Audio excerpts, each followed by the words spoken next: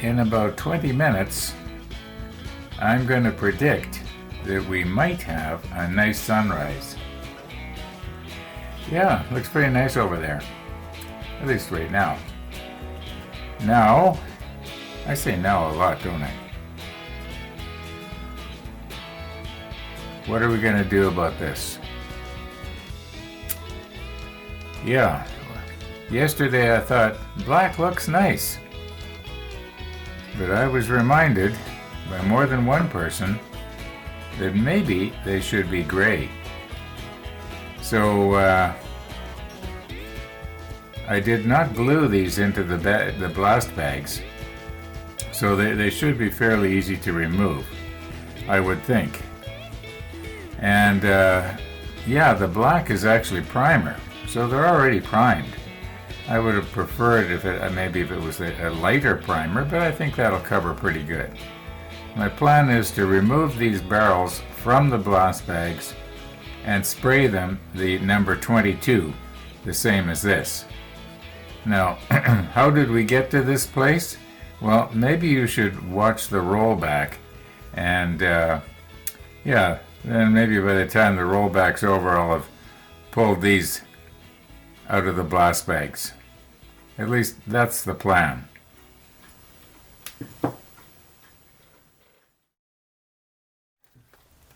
Well, here we go. Let's see how it's going to go today. We're not using the Stynylrez. We're back to our good old reliable Tamiya XF paints here.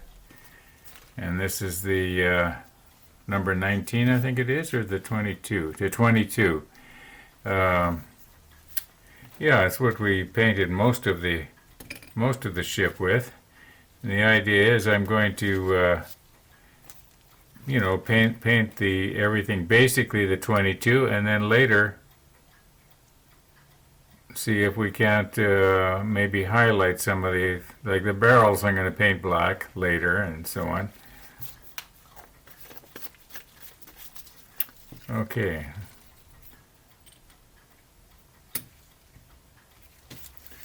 And I'm going to try and paint with the lowest pressure possible.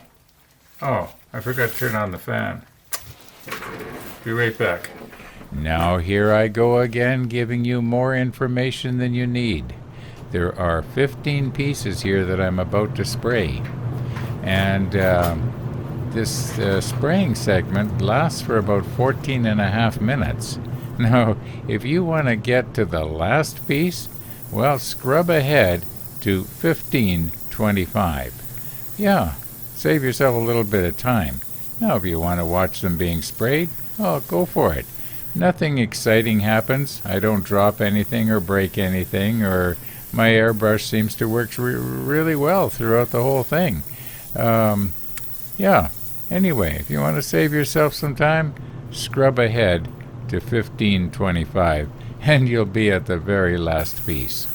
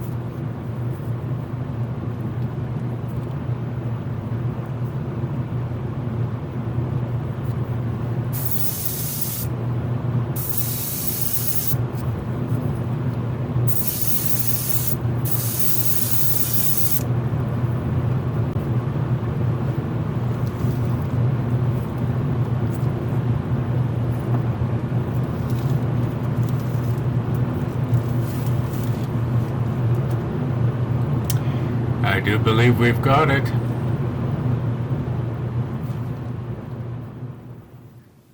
I really like the way the detail on these guns came out. And even these ones here, when you're viewing them from the back, there's some nice detail there. I'll put one of each on the rotator and show them to you. As near as I can tell, there are 4 places where I'm going to have to touch it up. On the top of a couple of these smaller barrels, you can see where the brass barrel is glinting through right there, and a little bit right here. On this one over here, where the railing is that I'm touching right now, it's I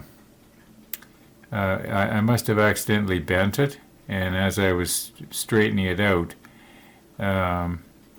it wasn't real bad, but it's not as good as it was before I sprayed, but no one's going to see it anyway, or notice that, I don't think. Anyway, the paint chipped off the brass railing, the photo etch railing, so I'll have to touch that up. But the largest area would be where I'm touching right now. There's an area there about 4 or 5 millimeters long by a couple of millimeters wide. I guess I didn't spray in at a good enough angle there for long enough, and when I was spraying this way, this deck part here sheltered this area here, and it didn't get caught. But I think I got like the bracing and so on. Let's see if I can carefully turn this over. I think we did pretty good here. I gotta be careful I don't drop these. So far I've been lucky. I think the less I handle them, the better. Now let's put a couple of these on the rotator. We'll do one of these first. If you've seen one, you've seen all 8 of them. And like with these ones here, if you've seen one, you've seen all 3. They're all pretty much the same. I can't see where I'm thinking one is a whole lot better than the others.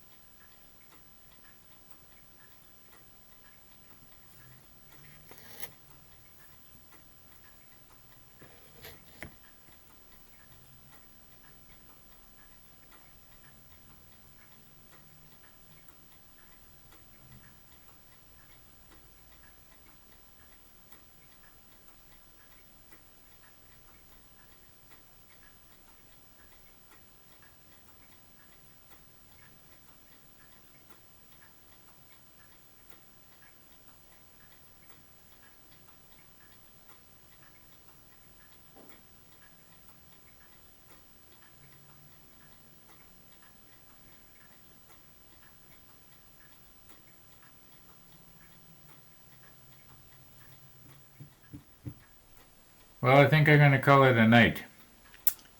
I got these touched up now, those 4 or 5 places, and I think if we're smart, we'll put these in a safe place where they're not going to get damaged. I was noticing when I was handling the sides of these, my fingerprints are coming off on the sides of the turret. Yeah, I'm going to have to be careful about that. Oh, I don't know if you saw it, but there's a rabbit. There's another one. Okay, big deal, a rabbit. We've seen rabbits before. Okay, yeah, I'm going to call it a night here. Thanks for watching, everybody, and all being well, we'll be seeing you in the morning.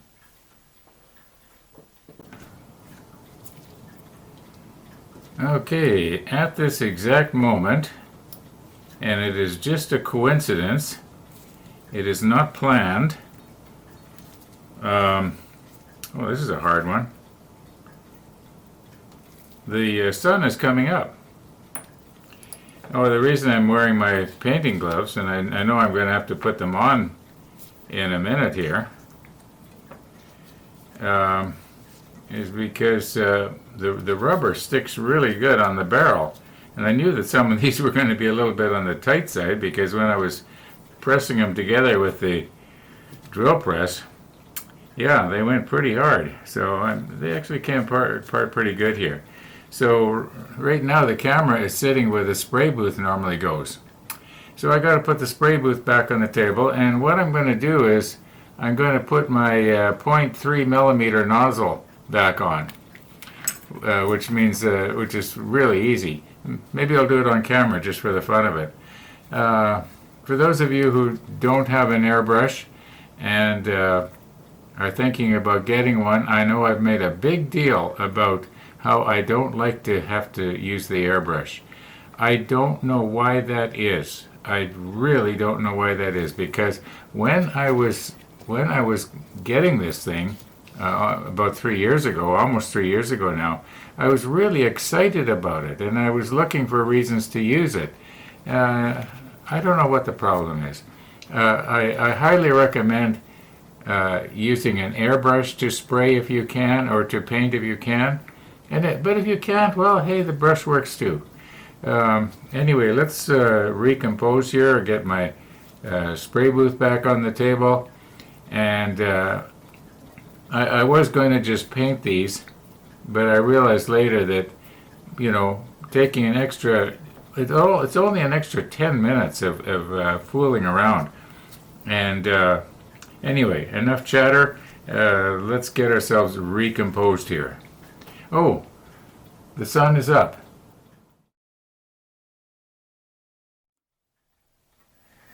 Okay, just in case I forget to mention it, we are going to be using the 22 again, and I'm planning to put in a few drops, maybe 5% of the paint retarder.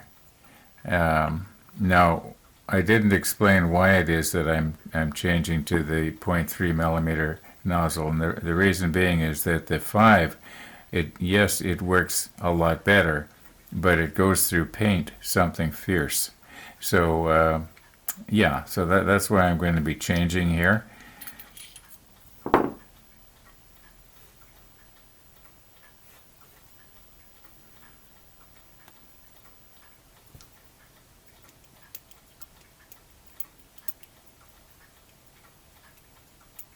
I'm trying to do this so you can see what I'm doing.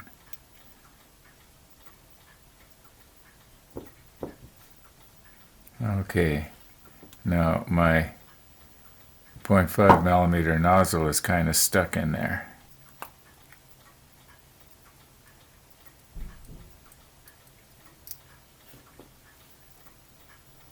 There we go.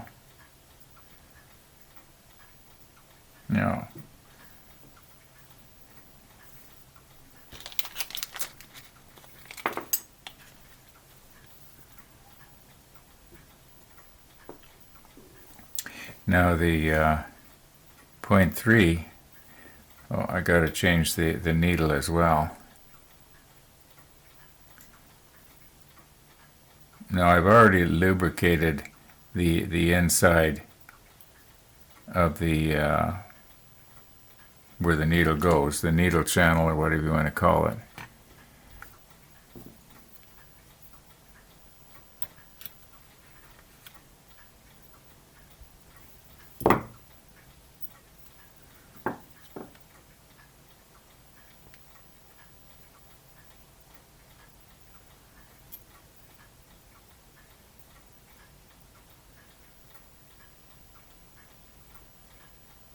I used to think that the difference between the 5 and the 3 was the diameter of the shank, but it's not.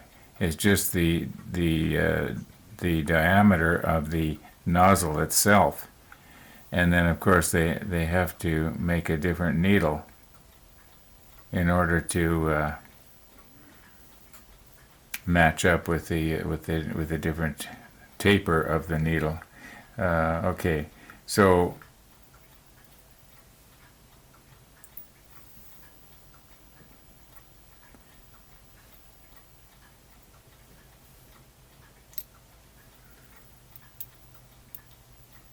Now this is the way I do it. So far I haven't damaged anything by doing it this way. There might be a better way of doing it, but this is the way I do it. And for a while there I was using the wrench to tighten this, but there is an O-ring in there, and I'm finding that just finger tight, I'm not getting any leaking. Okay, now we are going to have to use a different cap here because we're using a different size needle. I'm just going to pull this back a little bit here so I don't accidentally damage the tip of the needle. Now I do think they're pretty strong. Okay. Now we should still be able to use the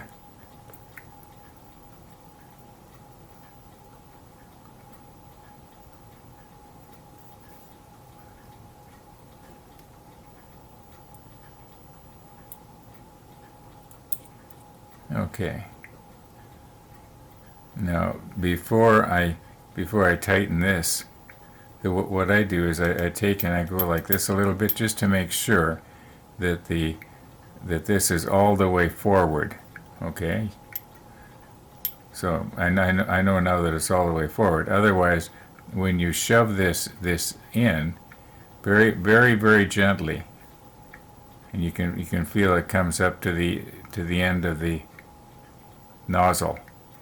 Okay, then when I snug it down, I know that this trigger is not going to go a little bit more further forward and enlarge the opening on the needle. Now that's the way I do it. It might be, my theory might be all wet, in other words, it's just an old man's crazy idea. Alright, we should be good to go now. And I'm just going to put this stuff away where I'm not going to lose it.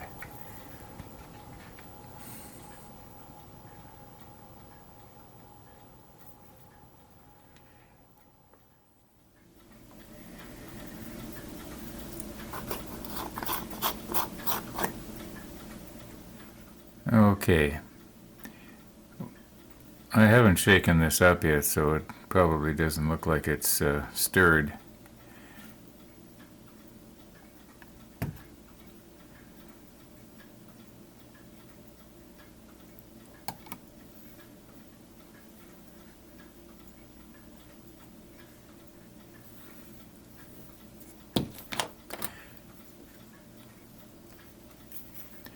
Now, I rinsed out my pipette with isopropyl, and I'm going to add about one milliliter to this.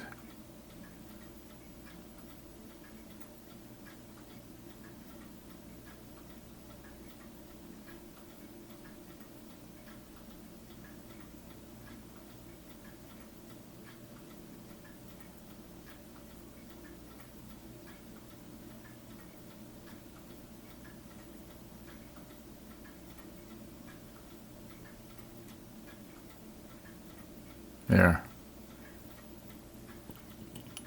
Oh, it's 1.1.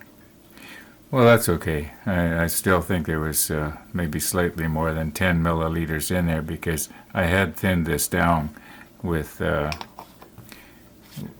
paint thinner before. So it should spray really, really well. Okay, now let's take this to the paint shaker, which is in the kitchen, and shake it up.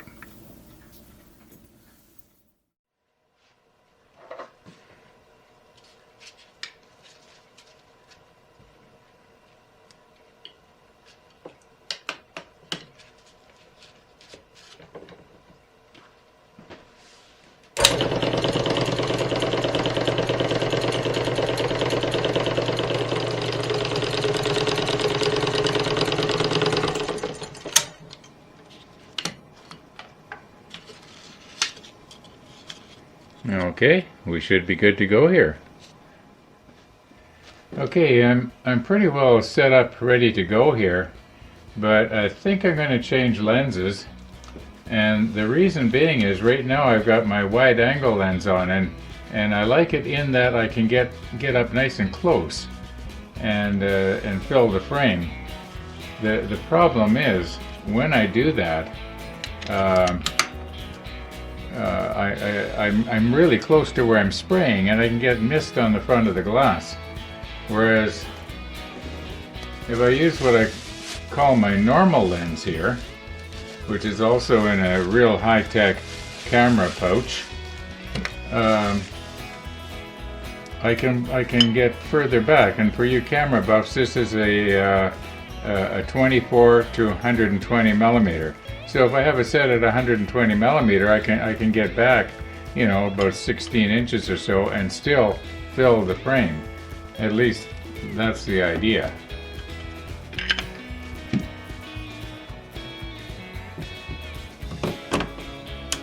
Okay, I'm just going to recompose here now, and if I set it at 120 millimeter, I can have the camera back a little ways, and we'll still be able to see nice and close. At least that's the plan. But you know what? We're going to have to do that tomorrow, so that'll be in tomorrow's episode. Thanks for watching, everybody, and all being well, we will see you tomorrow.